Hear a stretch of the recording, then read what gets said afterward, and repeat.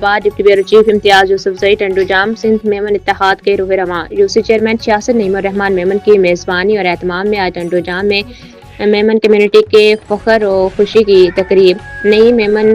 House میں منعقد کی گئی، جہاں کمیونٹی کے 2 محنتی اور قابل نوجوانوں نے کمیشن کے امتحان کامیابی سے پاس کرنے کی خوشی منائی۔ تقریب کے دوران اعجاز میمن کے فرزند نوید اعجاز کو کمیشن کے امتحان پاس کرنے پر ڈی ایس پی مقرر ہونے پر، جبکہ علی رضا میمن کو کمیشن پاس کر کے میڈیکل آفیسر مقرر ہونے پر دل کی گہرائیوں سے مبارکباد دی گئی۔ تقریب میں صدر سندھ میمن اتحاد منظور میمن، سینئر نائب صدر شاہد میمن، جنرل سیکرٹری زبیر میمن، ڈپٹی جنرل سیکرٹری گل منیر میمن، انفارمیشن سیکرٹری مجید،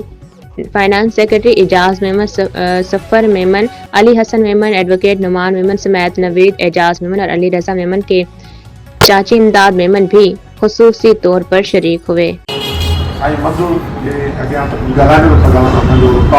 سبھی جو استاد بھائی کہ اگر اسکول میں نہ پڑھے وجہ ٹیوشن ضرور پڑھی ہوتی واقعی جی طرف میمن کمیونٹی کے وہ تو ہے جو اج بھی الحمدللہ نظر بد کا بچائے جوانی ہمارے اسٹائل میں سبھی کا ملن شروع کن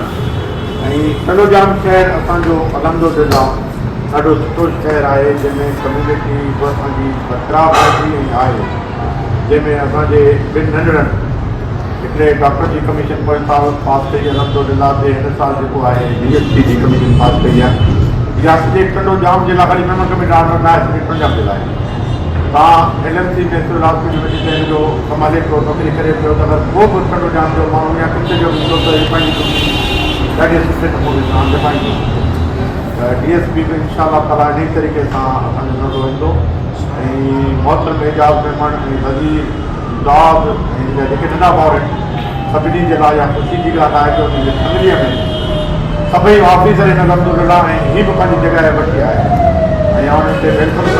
महिरबानी जो हिन टाइम मुंहिंजे घर ते आया ऐं हिन कचेरी ऐं महफ़िल जा बोर ॿुधण आहिनि डॉक्टर साहब थैंक यू।